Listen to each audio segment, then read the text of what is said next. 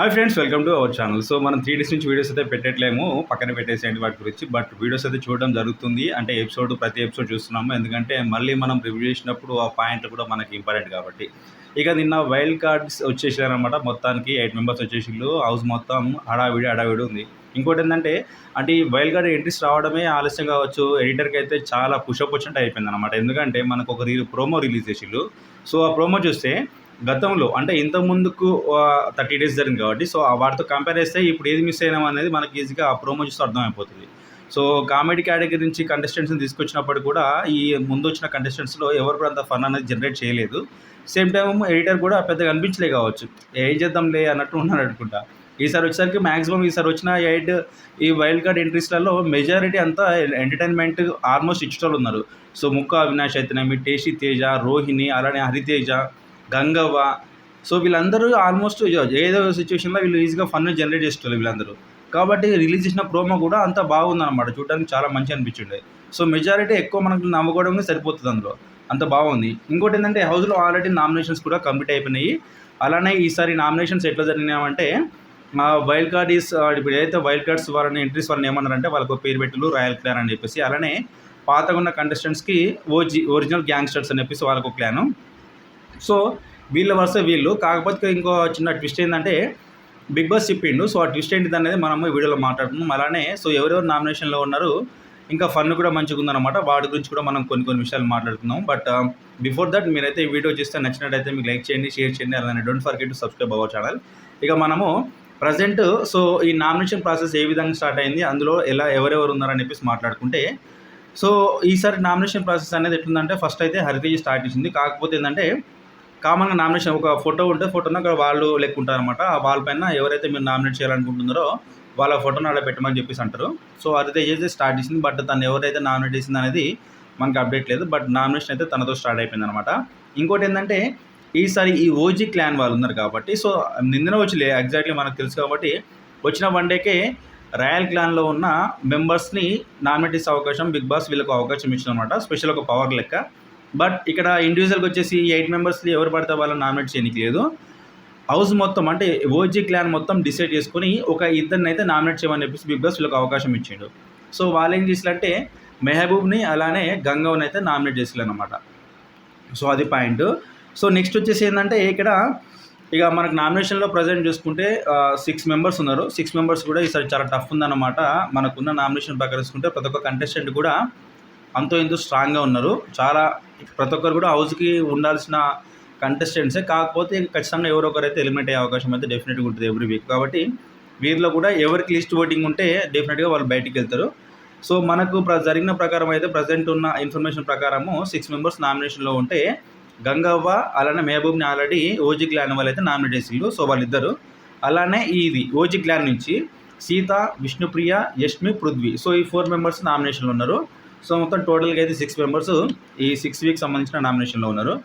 అలానే ఇంకా గంగవ్వ గురించి మనం మెయిన్గా మాట్లాడుకుంటే తన టైమింగ్ అనేది వెరైటీగా ఉంటుంది. మనం సీజన్ 4లో కూడా చూసినాము ఎంత ఫన్ ఉంటుందో. తనకు ఒకరి మీద కోపం వచ్చినా కూడా కోపాన్ని ఎమ్మటే ఆపుకోవడం అట్లాంటి ఏమి ఉండదు, ఎమ్మటే ఇట్లా వేసేయడం అనమాట. సో నేను ఇంతకుముందు చెప్పిన ఒకసారి నాకు వైల్డ్ కార్డ్ ఎంట్రీస్ వల్ల వచ్చిన లాభం ఏముంటుంది, ఆల్రెడీ చూసిన కంటెస్టెంట్స్ మళ్ళీ ఏముంటుంది అని చెప్పేసి.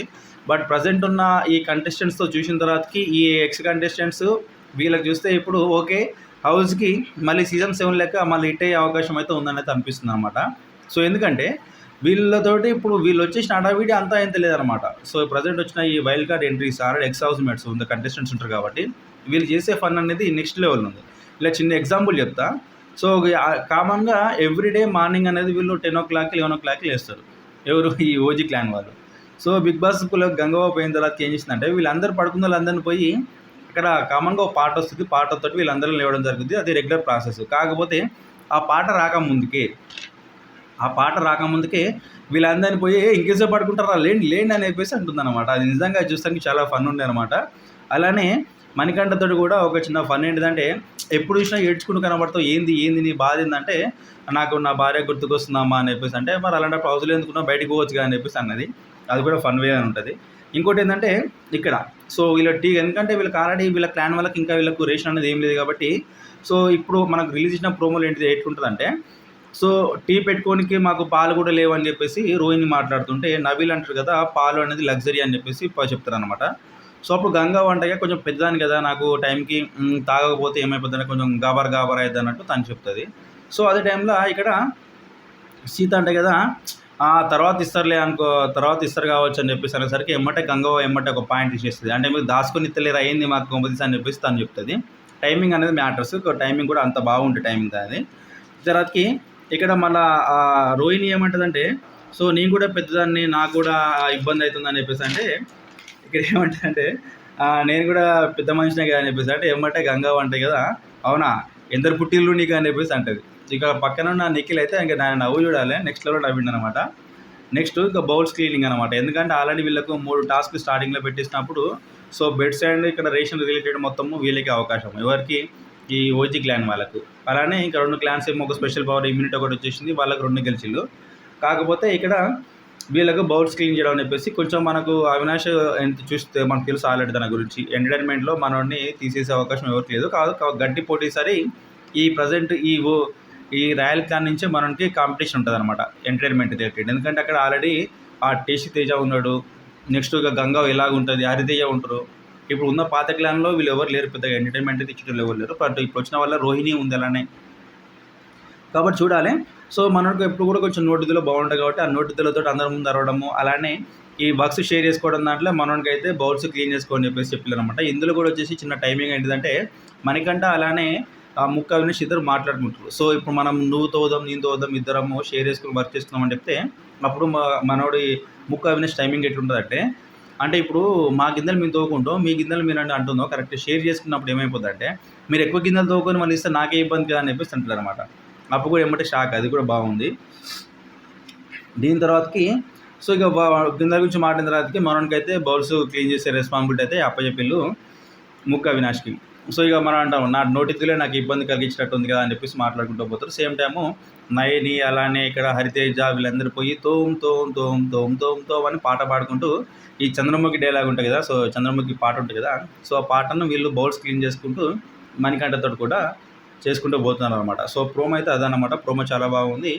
మరి మీ ఒపీనియన్ ప్రకారము ఈ వీక్ ఎవరు ఎలిమెంట్ అవుతారు అనుకునేది కింద కామెంట్ చేయండి. ఎందుకంటే ఆల్రెడీ ఎవరెవరు నామినేషన్లు ఉన్నారో కంటెంట్ ఆ లిస్ట్ కూడా మీకు ఆల్రెడీ ముందే చెప్పిన కాబట్టి. ఇంకేంటి మణికంఠ ఇప్పుడు నెక్స్ట్ కొంచెం తనకైతే ఇప్పుడు గంగాలో అయితే మదర్ని చూసుకుంటున్నట్టు కొద్దిగా ఆ ప్రొమోస్ కూడా సోషల్ మీడియాలో కొంచెం వైరల్ అవుతున్నాయి. మేబీ ఇప్పుడు గంగాతో ఉన్న రిలేషన్ అనేది వర్కౌట్ అయ్యే అవకాశం ఉంటుంది కొద్దిగా సింపతి వారంగా చూసుకుంటే. బట్ ఆ సింపతి ఎంతవరకు ఉపయోగించుకుంటాడు, మళ్ళీ తర్వాతకి బ్యాక్ స్టాప్ చేయడం మళ్ళీ స్టార్ట్ చేస్తే ఇక తనకున్న ఆల్రెడీ మొత్తంకి అయితే లాస్ట్ అయిపోయే అవకాశం కూడా ఉంటుంది అనమాట. ఎందుకంటే ఆల్రెడీ తనకు బయటకు వచ్చిన ప్రతి ఒక్క కంటెస్టెంట్ కూడా చెప్పేది ఒక పేరు బ్యాక్ స్టాప్ చేయడం అని చెప్పేసి వెన్బోర్డ్ పొడవడము. సో ఎవరైతే తనను కన్సోల్ చేయడానికి ట్రై చేస్తారో వాళ్ళనే మళ్ళీ గట్టిగా కత్తితో పొడుస్తారు అనమాట. సో అలాంటి కంటెస్టెంట్కి ఈసారి బిగ్ బాస్ ఈ హైట్ ఇక్కడ రీలోడ్ తోటి గంగవ రావడం అనేది తనకు ప్లస్ అయిద్దని నేను అనుకుంటున్నా.